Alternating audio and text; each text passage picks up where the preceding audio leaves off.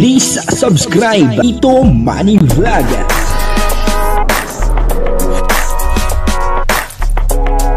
Payagan po si Tito Manny Vlog na mag-reactor para pambiling gamot sa kanya pong karamdaman. Wala man siyang records ng ng awayan. Ito po palang sekreto, kaya naman po pala ang bilis ng pagiging matagumpay ni Kalingap Jomar sa kanyang buhay.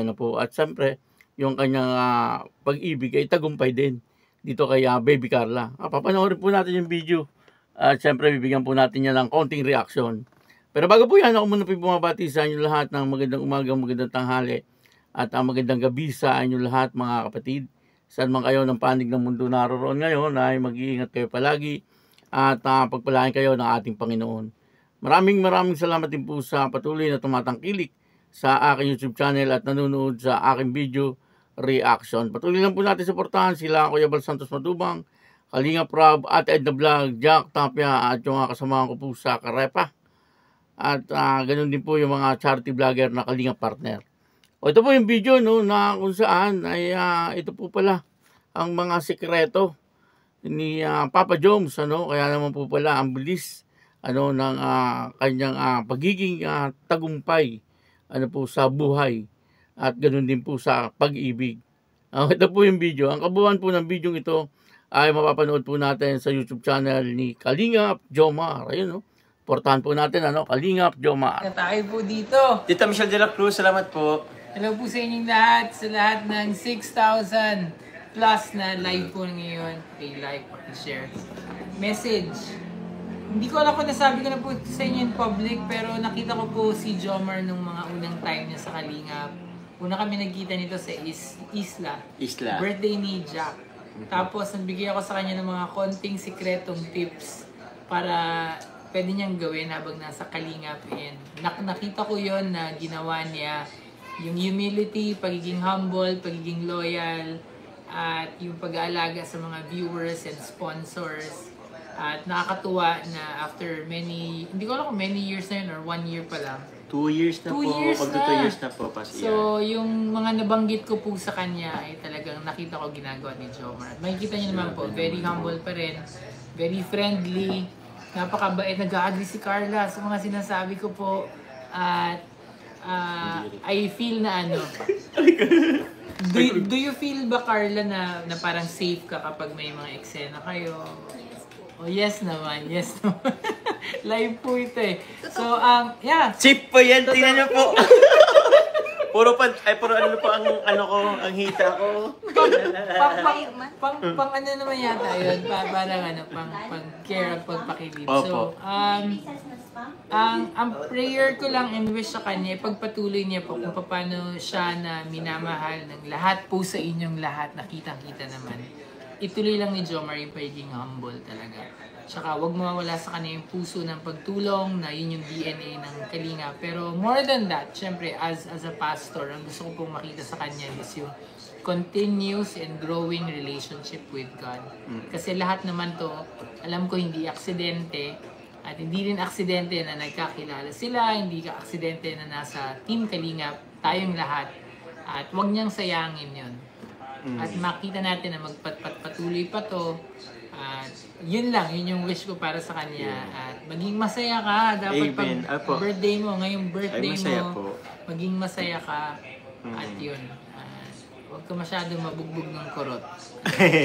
Di, ano naman po, lambing po yan ni Carla.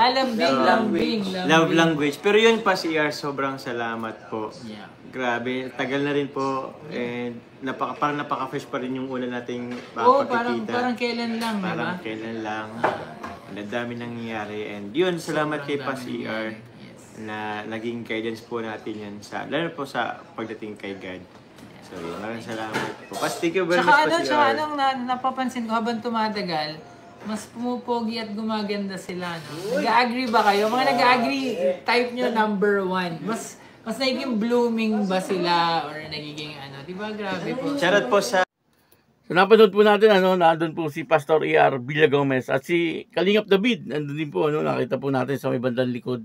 At si Carla at si Kalingap Jomar po. Yung po pala ang sekreto ni Kalingap Jomar galing po sa advice ni Pastor E.R. Villagomez. Iba po talaga mag-advise no?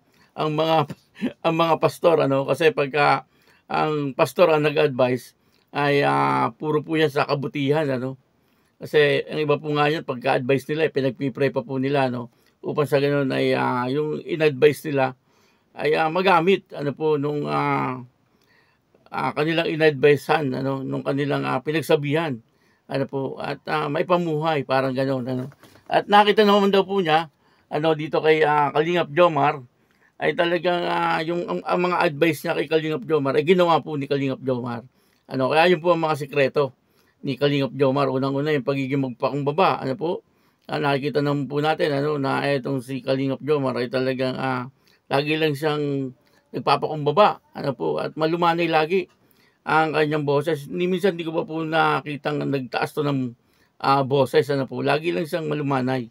At maging sa kanyang mga kaibigan ay ganun din talagang makikita po natin na talagang mapagmahal etong si Kalingap Jomar sa kanyang mga kaibigan at yun po ang mga sikreto ni Kalingap Jomar at maging matulungin daw po yung ginagawa din naman po ni Kalingap Jomar yung pagiging matalungin niya lalong-lalo na po sa kanyang mga pagcha-charity nakikita po natin simple lang po itong si Kalingap Jomar pero marami din po itong tinutulungan.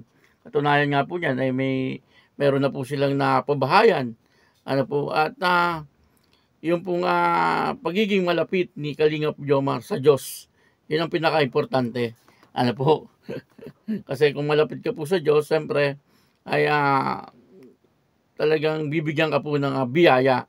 At yun naman po talaga nangyayari ngayon sa buhay niya. Isa pa po dito yung pagiging mapagpakumbaba ni Kalingap Jomar, mapagmahal, at matulungin at malapit sa Diyos. Yun po siguro ang isa sa nakita ni Baby Carla Kaya itong si Baby Carla ay talagang na-inlove din dito kay Papa Joms Kaya nga ngayon ay talagang napakapalad po ni Kalingap Jomar kasi yung kanya pong buhay ay masasabi po natin na talagang matagumpay po sa mga panahon na ito. At ganun din po yung kanyang pag-ibig. Tagumpay din. Kaya napakapalad po sa mga panahon ngayon ni Kalingap Jomar. Sana ay magtuloy-tuloy. Yun naman po siyempre ang gusto natin na magtuloy-tuloy. Yung magandang buhay para kay Kalingap Jomar. Hanggang sa sila ni Carla ay pumunta na sa altar. Doon naman po talaga pupunta yun. Kasi namin na po nila na meron po silang relasyon at kitang-kita naman po natin na nagmamahalan po itong dalawa. Siyempre ang inaabangan po natin ay yung kasal na. At alam ko, handang-handa naman na po itong dalawang ito. Kumbaga ay talagang ngayon pa lang ay yung future nila ay pinaghahandaan na po nila. Kaya yun, yung po pala ang sikreto ni Kalingap Jomar at yung po ay galing sa advice ni Pastor E.R. Villagomez. Maraming salamat po sa inyong lahat.